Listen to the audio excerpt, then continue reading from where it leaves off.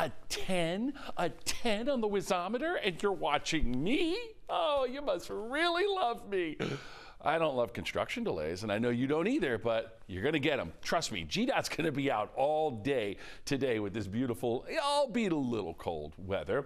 All right, we're talking the 400 restoration project because that's always where I start. I know it's like from the Department of Redundancy department. I just keep talking about it, but I'm going to concentrate on something a little bit more than just the 400 usual 285 usual lane closures and pacing of traffic, because we're going to get specific on you. 400 southbound between Abernathy and Hammond. They're going to shut you down a couple lanes there. Now, they talk about it being from 9 p to 5 a.m. However, they also say it's going to be continuous daily and nightly. So be prepared for those delays rolling down from Roswell into Sandy Springs. And remember, you always have Roswell Road, Highway 9, as your alternate. All right, it's all about you Southsiders, really, because we've got a lot of work that's been happening for several weeks now. 75 southbound, basically between Walt Stevens, Hudson Bridge, Highway 54, Jonesboro Road. A couple of lanes will be taken up there as well. And again, when they say 11 p.m. to 6 a.m., that's all fine and dandy, but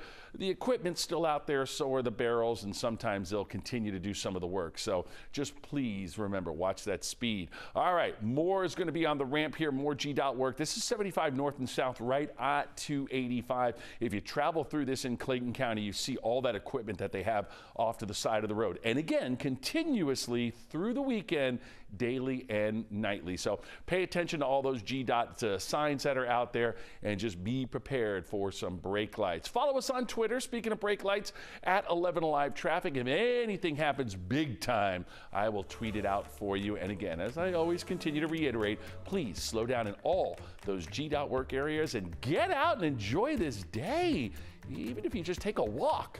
Take care.